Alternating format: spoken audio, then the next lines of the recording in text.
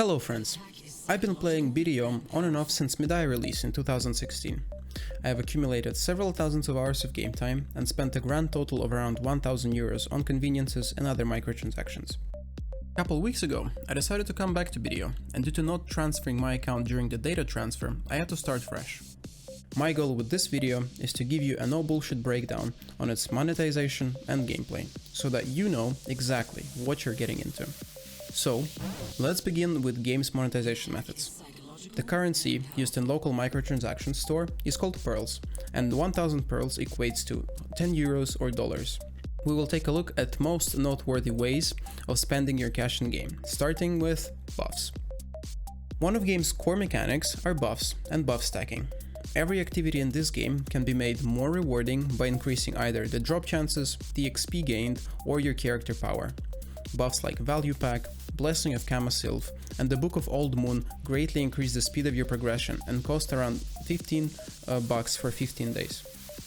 They are sometimes given away for free for players to get a taste of faster progression, which can leave them feeling like they're wasting time while playing without them. Here's my recommendation.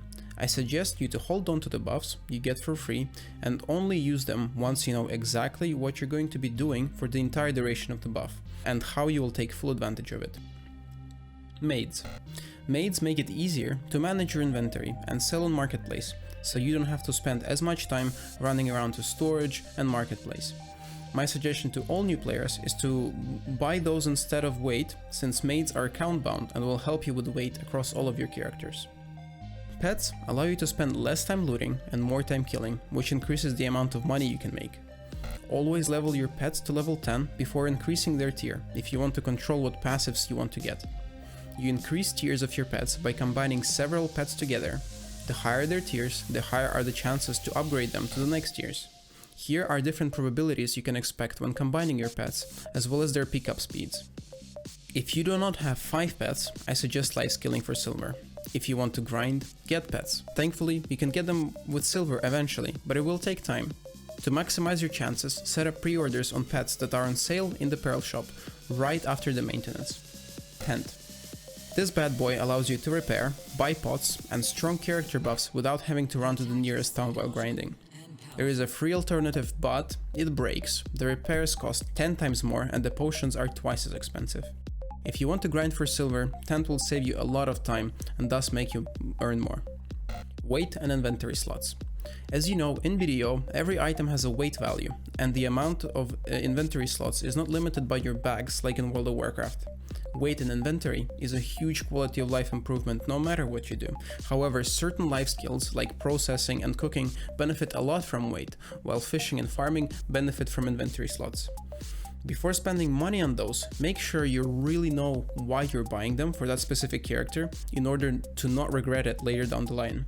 Before you make up your mind, just get some maids or family-wide weight and slots. Contribution points. You can also buy things like lodging, storage, and stables, which means that you will have more contribution points to invest elsewhere, which will directly impact your income.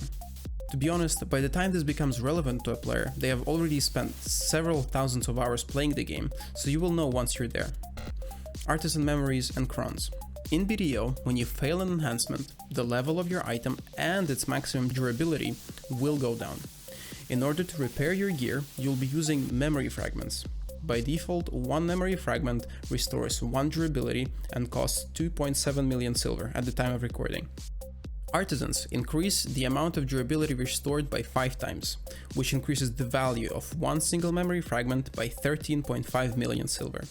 This means that a player that buys artisans has to spend 5 times less silver on repairing their gear. Crowns allow you to save your item level when enhancing fails. They're acquired by melting down costumes. Thankfully, we're also able to get those costumes off the marketplace by setting up pre-orders, and it is definitely worth it when you're working on your endgame gear.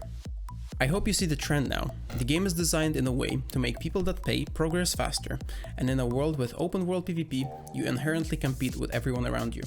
Despite all that, the gameplay is the same, so you can enjoy the game without breaking the bank, and things like pets and outfits can be bought with silver. Last thing I'd like to mention, at its base cost, the game costs 10 euros. I would like you to think about how much money you spend per month on other video games and how many hours of entertainment you get from that. My recommendation would be to set a hard limit of how much money you'd be willing to pay for conveniences in video and stick to that amount.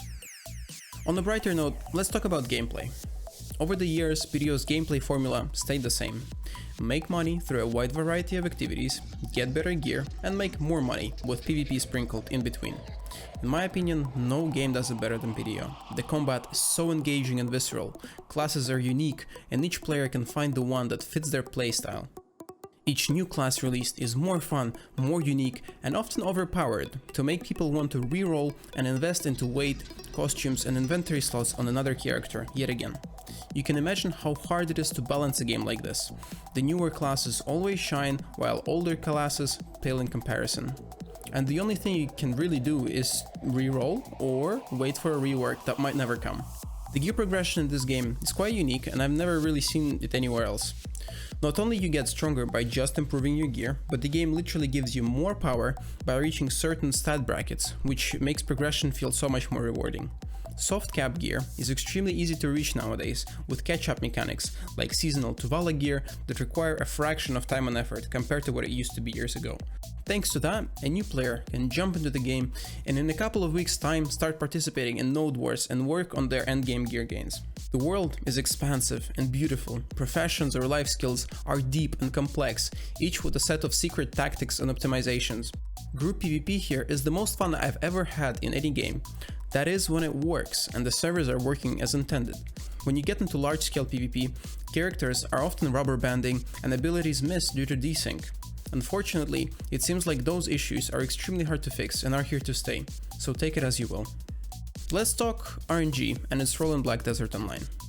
Almost every mechanic in this game has some level of RNG in it. Here are some of those mechanics. Random loot boxes, gear enhancement, boss drops, leveling and awakening your horses, hiring and leveling workers, smashing pets, and of course grinding and gathering. This makes the gameplay extremely exciting and fun. The feeling you get when you finally succeed on an enhancement or get that coveted boss item is amazing. This feeling is a result of a neurotransmitter called dopamine flooding your receptors, and with every single hit you are left craving more. The game is like a casino in Vegas with a huge assortment of slot machines you can play. However, here, if you lose, the casino manager is standing behind you and telling you that next time you play, you are slightly more likely to succeed. My recommendation to any player is to be aware of this and to learn to be more disciplined. A good poker player must have great discipline, which enables them to win more than they lose. In BDO it is exactly the same. You must remain disciplined not to blow up your gear after another enhancing fail. You must remain disciplined not to spend your month's worth of IRL savings to sell some costumes and blow up some expensive jewelry. Things like video game and gambling addictions are real. If you need help, please reach out before it is too late. I have left a link to an international addictions program as well as more educational content from healthygamer.gg in the description. For now, that is going to be it. I hope after watching this video you have a good understanding of Black Desert monetization methods, its gameplay, and the RNG. If there are important things that you feel like I missed, please leave a comment and I'll make sure to pin them. If you would like to see more videos, please leave a like and any comment or stop by my stream. I try to stream every day at 7 PM GMT+3 and I'm always online on Discord. Links for both are in my description.